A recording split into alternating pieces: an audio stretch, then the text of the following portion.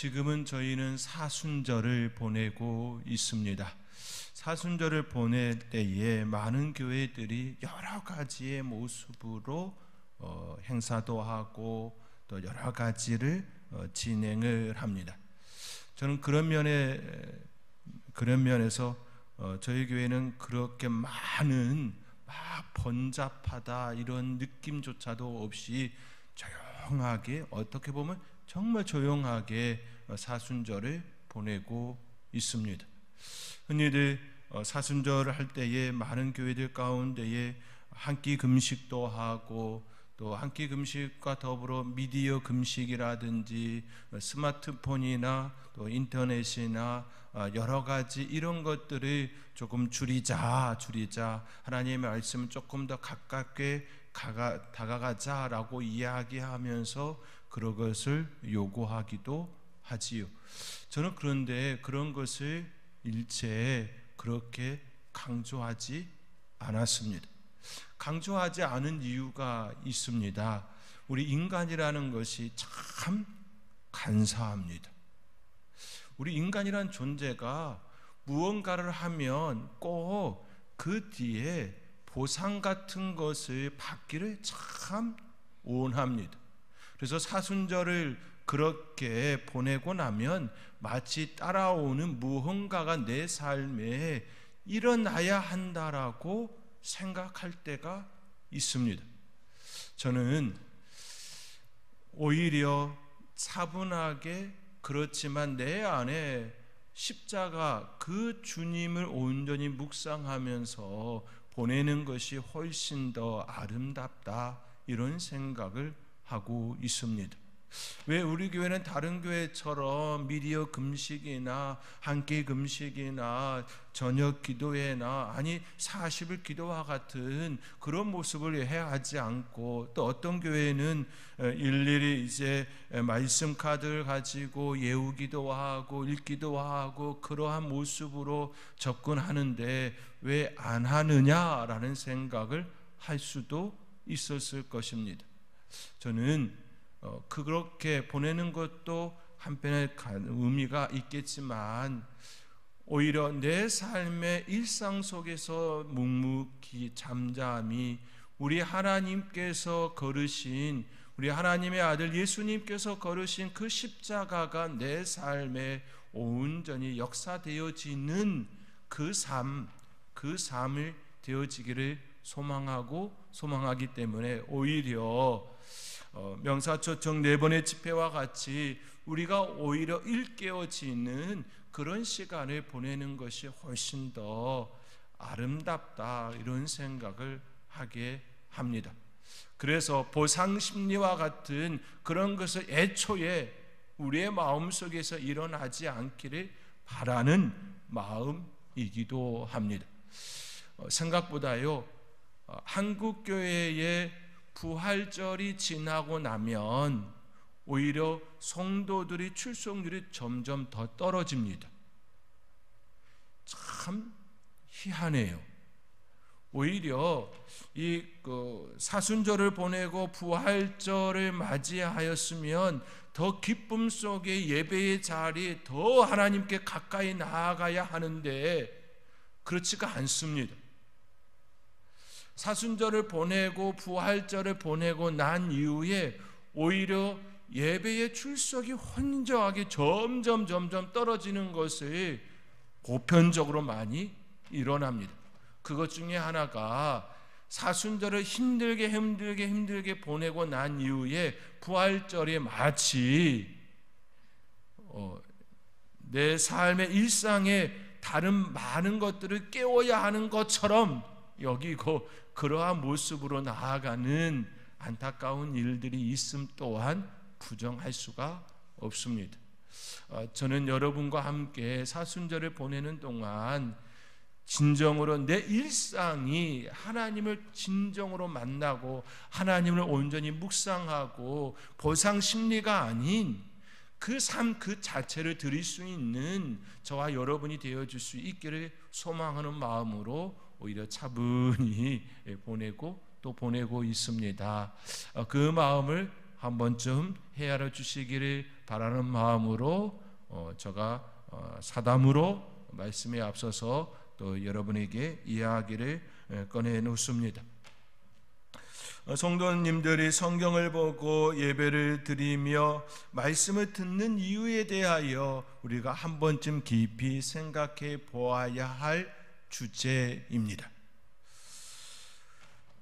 우리가 성도로서 성경을 보고 기도하고 예배를 드리고 말씀을 듣는 설교를 듣는 이유가 어디에 있나요? 그것은 성도로서 내 삶의 자리에 하나님을 가장 잘 알아가고 하나님의 뜻이 내 안에 잘 이루어지기를 바라기 때문이지요. 다시 말해서 성도로서 잘 살아내기 위해서입니다. 구원받기 위하여서 말씀 보고 예배 드리고 말씀을 듣는 성경을 보는 이유가 아니지요. 천국에 들어가기 위해서 우리가 성경을 보고 예배를 드리고 말씀을 듣는 이유가 아닙니다. 오해하지 마시기 바랍니다. 천국에 들어가기 위하여서 여러분들 지금 신앙생활하고 계시나요? 잘 생각해 보셔야 할 부분이지요. 우리는 천국에 들어가기 위해서 말씀을 듣고 성경을 읽고 기도하고 예배드리는 그 삶이 아닙니다. 우리는 이미 천국의 시민입니다. 우리는 이미 구원의 은혜를 받은 사람들입니다. 그래서 성도라고 칭함을 받고 있습니다. 우리가 다른 나라에 가도 대한민국 국민이라고 하는 것이 사라지지가 않는 것처럼 우리가 어느 나라에 가든 우리의 신분은 대한민국 국민이지요. 지금 이 땅에 살고 있다 할지라도 우리는 천국의 시민권자로서의 삶을 살고 있는 겁니다. 그렇기에 천국에 들어가기 위하여서 예배드리고 기도하고 말씀 듣고 성경 읽고 찬양하는 것이 아니라는 이야기입니다. 이미 우리는 천국의 시민권자로서의 삶을 살고 있는 것이지요. 구원받기 위해서가 아니라 천국 들어가기 위해서가 아니라 우리는 이미 구원받은 자이고 천국의 시민권자로서 마땅히 하나님의 은혜를 입었기에 그 은혜에 대하여 내 삶으로 표현하는 것이지요. 더 천국의 시민권자로서 더 살기 위하여서 기도하고 천국의 시민권자로서 더 살기 위하여서 말씀 보고 예배드리는 삶을 사는 것이지요. 우리는 이 순서를 바꾸어서는 절대 아니 됩니다. 저와 여러분의 삶의 자리에 하나님께서 이미 그 구원의 은혜를 허락해 주셨고 천국의 시민권자로 세우셨고 예수 그리스도의 그 보혈로 하나님의 자녀가 되는 그 권세를 우리는 이미 얻었으므로 그 은혜 가운데에 이런 삶을 살아야 합니다. 그 삶 속에 더 풍성함을 입고 더 진한 사랑을 하는 것이지요. 예를 들면 결혼하기 위하여서 삶을 사는 것이 아니라는 것이죠. 이미 우리는 예수님과 결혼한 사이입니다. 그리고 그 안에서 알콩달콩 더 풍성함을 누리기 위하여서 살고 있는 겁니다. 그런 아름다운 삶, 그런 풍성한 삶이 저와 여러분 가운데 더 나타날 수 있기를 주님의 이름으로 축원드립니다. 다윗은 사울 왕을 피하여 도망 중에 있습니다. 그 가운데 일어나고 있는 사건들을 성경의 기자는 조명하고 있습니다. 오늘 본문 역시 도망 중에 생긴 에피소드를 성경의 기자는 말하고 있습니다. 오늘 본문의 내용을 간략하게 소개해드리면 이렇습니다. 사무엘이 죽고 그를 애도하는 일이 일어났습니다. 다윗도 그 일이 있은 후 바람 광야로 내려가 생활하게 됩니다. 마온에 한 사람이 있는데 그는 갈멜에서 목축업을 하는 사람이었습니다. 그는 큰 부자였고 양이 3,000마리, 염소가 1,000마리를 소유한 사람입니다. 그의 이름은 나발이었고 그는 갈렙 족속이었습니다. 그의 성격은 완고하고 행실이 악하였습니다. 그러나 그의 아내 아비가일은 총명하고 용모가 매우 아름다운 여인이었습니다. 그가 갈렙에서 양털을 깎는 날이 되었습니다. 양털을 깎는 날이 되면 동네에 축제가 일어나곤 하였습니다. 근동 지방에서 양털을 깎는 일은 주로 봄에 일어났습니다. 그리고 양털 깎을 때는 큰 잔치가 보편적으로 일어났습니다. 사람들을 초청하며 특별히 나그네를 대접하는 일이 일반적인 모습이었습니다. 다윗은 이러한 행사를 너무나도 잘 알고 있는 사람이었지요. 목동 출신이기에 양털 깎는 날이면 이렇게 동네 잔치를 베풀고 나귀를 대접하는 그것이 이미 몸에 배어있는 그였습니다. 그렇게 그는 그의 일행들을 나발에게 보내어 그에게 은혜 입기를 요청하지요. 그 요청은 무례함이 아니었습니다. 매우 정중하면서도 근동지방의 결례상 마땅히 요구한 모습이었습니다. 그러나 나발은 그들을 문전박대합니다. 더 나아가 나발은 다윗에 대하여 매우 험담을 하지요. 다윗이 누구냐? 이새의 아들이 또 누구냐며 주인을 억지로 떠난 종이 아니냐고, 자기 마음이 싫어서 주인을 떠난 그런 불량배가 아니냐고 그런 식으로 험담합니다. 다윗은 무시하고 멸시하고 그의 일행들을 쫓아내버리지요. 쫓김을 당한 다윗의 일행들은 다윗에게 돌아와서 보고를 하지요. 이에 다윗이 분노가 일어나서 그를 치겠다고 400명을 거느리고 그에게 나아가는 모습이 등장합니다.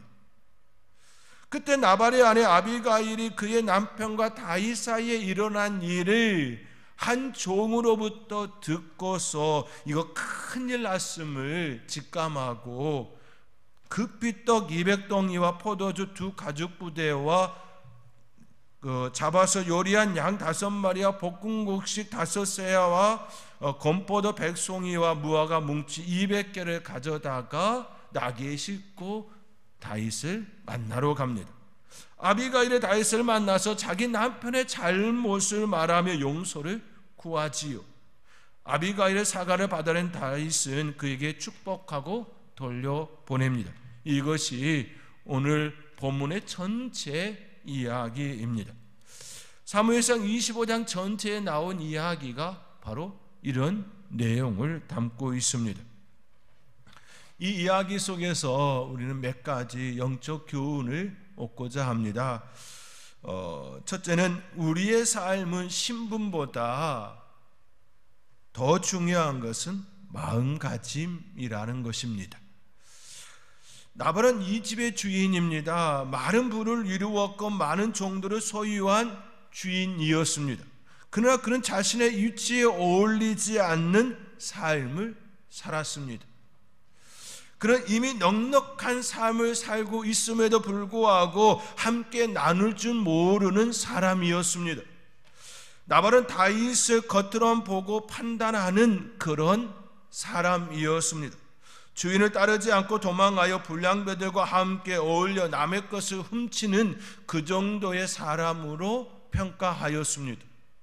동네 불량배 정도로 생각하며 취급하였지요. 그리하여 다윗의 일행들이 정중하게 도움을 청했음에도 불구하고 그들을 문전박대하는 일이 일어났습니다. 그러나 그 집에 있는 하인은 매우 영리한 판단을 하지요. 그의 주인이 매우 잘못된 판단을 하였고 이로 인하여 그의 집이, 그 주인의 집이 망하게 되었음을 깨닫습니다. 그리하여 이 일을 수습하기 위하여 급히 여주인 아비가일을 찾아 이야기를 고합니다. 그의 주인 나발이 다윗의 일행들에게 행한 일을 낱낱이 소상히 그 여주인 아비가일에게 알려주지요. 그리고 어떻게 행할지를 판단하라고 아비가일에게 충원합니다. 오늘 본문 17절의 말씀입니다. 오늘 본문 17절의 말씀 우리 함께 읽겠습니다. 그런즉 이제 당신은 어떻게 할지를 알아?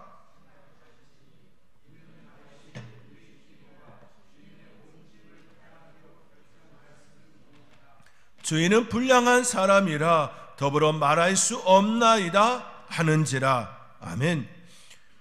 그 종은 여주인 아비가일에게 이처럼 충원을 올렸습니다. 그의 충원 속에 우리는 그가 얼마나 마음의 긴박함 속에 그러나 매우 침착하게, 그리고 그의 마음가짐이 어떠한지를 엿볼 수가 있습니다. 이 일을 바르게 수습하기 위해서는 집안의 가장이고 주인인 나발과 이야기하는 것이 마땅한 모습이었지만 나발은 바르게 이를 수습할 능력이 없다고 판단하고 그의 여주인 아비가일에게 찾아가 그에게 이야기를 드리지요. 그리고 그에게 이야기를 하면서 그 주인에 대하여 이처럼 이야기한 겁니다. 주인은 불량한 사람이라 더불어 말할 수 없다고 이처럼 이야기함이 되었습니다. 들을 수 있는 귀가 없음에 대하여 바르게 볼 수 있는 안목을 갖지 않은 그 나발에 대하여 이처럼 접근한 모습이지요. 그의 신분으로 생각하면 결코 행할 수 없는, 그리고 그 종의 입에 결코 담을 수 없는 말을 꺼내 놓았습니다.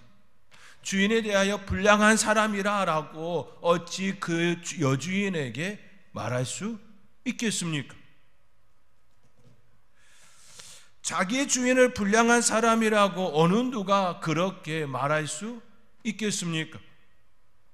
생사 발탁권을 가지고 있는 주인을 어떻게 그렇게 말할 수 있겠습니까?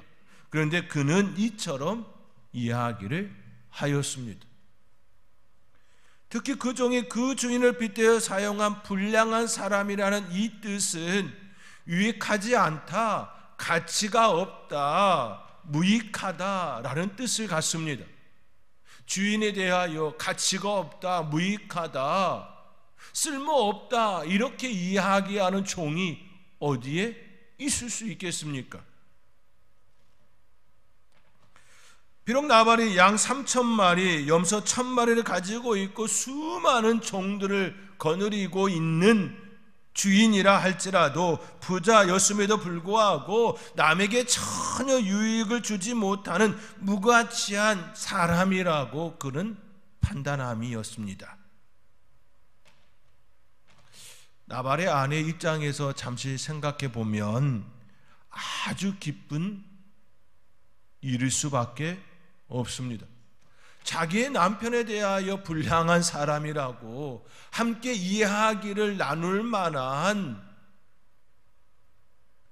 충원을 드린다고 해도 그 충원을 받을 만한 인물이 되지 못한다고 그렇게 직언하고 있는 그 종이 참 못마땅한 모습일 수밖에 없습니다. 그럼에도 불구하고 아비가일은 그 종의 이야기를 듣지요. 그 종은 그의 신분을 넘어선 그 여주인에게 충원을 한 것입니다. 자기의 생명보다 오히려 그 주인 나발과 그의 여주인 아비가일의 재산을 그 집안을 오히려 지켜주기 위하여 이처럼 목숨 건 일을 한 것이지요.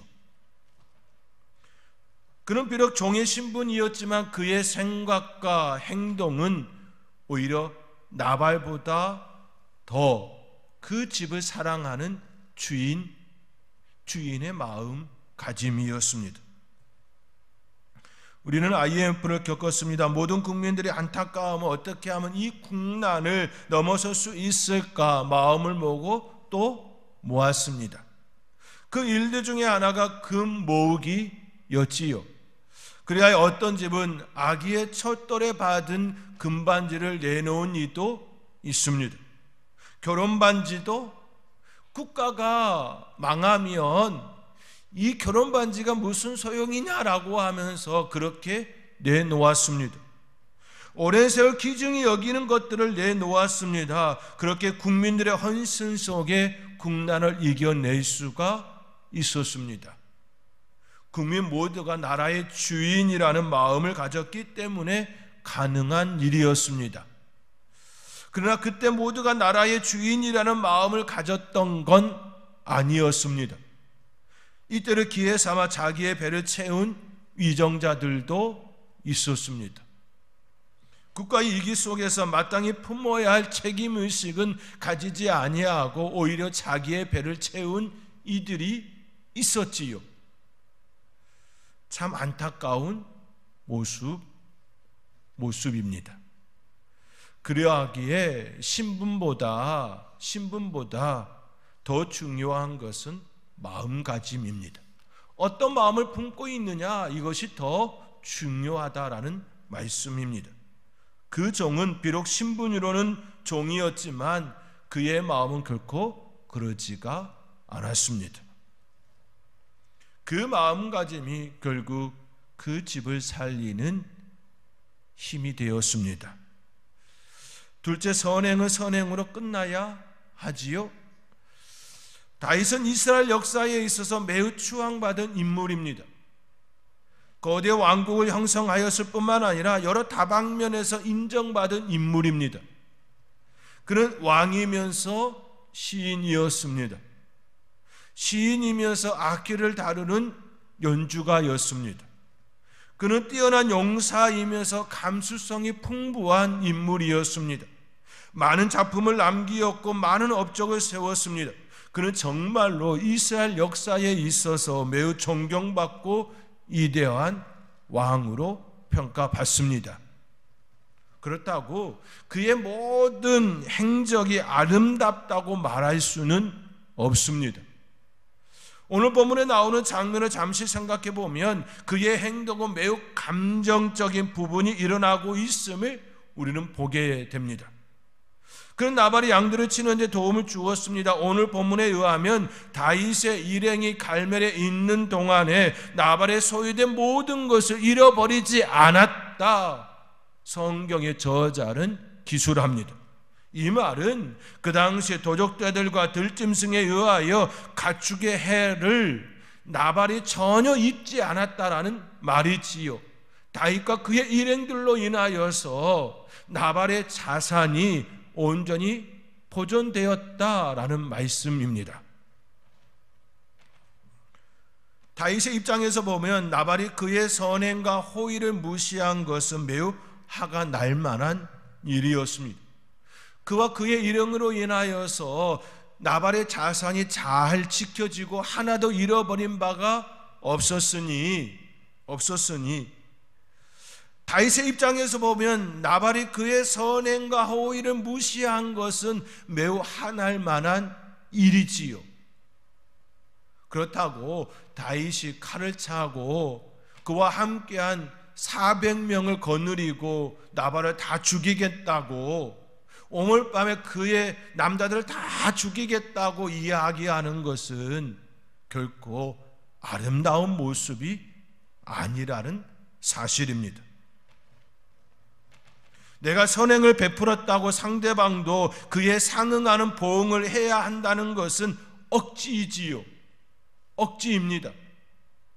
다윗과 그의 일행이 그들을 도운 건, 선행을 베푼 건 좋은 모습이지만 그렇다고 무엇을 맡겨놓은 듯이 달라고 그렇게 하는 것은 결코 아름다운 모습은 아니지요. 받지 못한다 할지라도 그들을 죽일 만한 그런 모습은 아니라는 것입니다. 만약 나발과 다윗 사이에 계약을 맺고 다윗이 나발의 양들을 위해 지키는 자가 되었다면 그에 상응하는 값을 받는 건 당연한 일이지요. 또 그 상응한 값을 받지 못한다면 다윗이 화가 나고 그렇게 깽판을 칠 수 있는 충분한 조건이 되었을 것입니다. 그러나 나발과 다윗 사이에는 어떠한 계약도 있지 않았습니다. 말 그대로 다윗이 갈멜에 있는 동안 선행이 나발에 닿았던 것이지요. 다윗과 그의 일행은 도망자의 입장에 있었고 그로 인해 주변을 살피고 안전을 도모할 수밖에 없었습니다. 그로 인하여 나발도 그 은혜를 잊게 된 것이지요. 그와 그의 인행을 위한 조치들이 나발에게 덕이 되었고 나발의 가축들이 돌봄이 되었습니다. 선후가 다르다라는 의미입니다.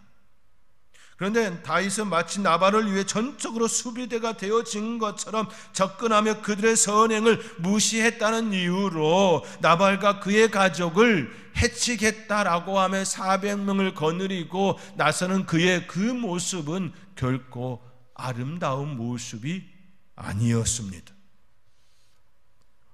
우리의 삶도 마찬가지이지요. 우리의 행동이 누군가에게 충분히 선한 행동으로 나타날 수 있습니다. 또 우리의 마음에 감동을 입어 선행을 충분히 베풀 수 있습니다. 우리의 이웃들이 여러 모습으로 도움을 받을 수 있습니다. 예를 들면 이런 것이지요. 눈이 왔을 때에 내 마당만 치운 것이 아니라 내 이웃집의 마당에 있는 그 눈까지 다 치우고 저 멀리까지 치웠다라고 하면 그들에게 덕이 되어진 것이지요. 그렇다고 하여 그들에게 내가 눈을 치웠으니 내 선행에 보답하라고 이야기한다면 결코 맞지 않는 이야기라는 것입니다. 우리의 선행은 하나님께서 기억하심으로 만족해야 합니다. 우리의 선행은 우리의 이웃인 나의 선행을 알아주기를 위함이 아닌 내가 은혜 받은 자로서 마땅히 행했다. 내 하나님께서 내 선행을 기억하심으로 나는 만족한다. 그 마음이어야 합니다. 하나님께서는 우리의 작은 선행까지도 기억하신다 말씀하셨습니다. 소자 중 한 사람에게 주님의 이름으로 냉수 한 그릇을 대접하면 그 상을 결코 잊지 않겠다 말씀하셨습니다. 그만한 상을 주시겠다라는 말씀이지요. 그러므로 우리의 마음은 사람에게 향하는 것이 아니라 늘 하나님께 있어야 합니다. 그러나 다윗은 순간적으로 기분이 매우 상하여 하나님을 기억하지 아니하고 자기 감정에 충실하였습니다. 결국 바람직한 모습이 아니지요. 그러므로 우리는 늘 우리의 마음, 우리의 감정을 다스릴 줄 알아야 합니다. 사랑하는 성도 여러분, 오늘 본문에는 여러 명이 등장합니다. 대표적인 인물로 나발과 아비가일이고 또 그들과 관련하여 그 종과 다윗이지요. 나발은 부유한 자였으나 지혜롭지 못하고 자기 욕심과 현실 판단을 잘하지 못하는 사람이었습니다. 그런 반면에 아비가일은 지혜롭고 현명한 여인이었습니다.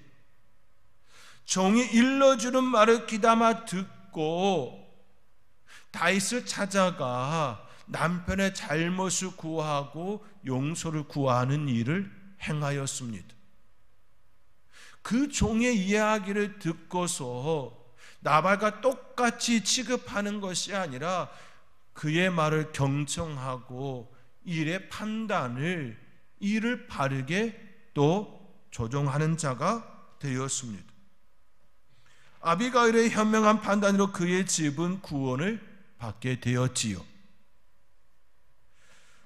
신분을 생각하면 결코 여주인에게 주인의 잘못됨을 말하기가 어려웠을 텐데 그 종은 용기 있는 그 모습으로 신분을 뛰어넘는 마음가짐으로 그 일을 고하였습니다. 그 아렘으로 인하여서 아비가일과 그 집안이 구원을 얻는 일이 일어났습니다.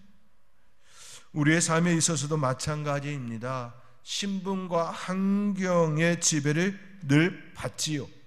우리의 삶은 늘 환경과 지배를, 환경과 우리의 감정과 우리의 여러 가지의 모습들의 지배를 받습니다. 그것을 이겨내는 지혜와 용기가 있어야 합니다. 오늘 본문의 말씀에 나오는 그 등장인물들을 보면서 내 모습은 어디에 속하고 있는지 다시 한번 점검하면서 늘 하나님 앞에서 하나님을 바라보며 삶을 살아가는 그런 아름다운 선택을 할 줄 아는 하나님의 사람들이 될 수 있기를 주님의 이름으로 축원드립니다.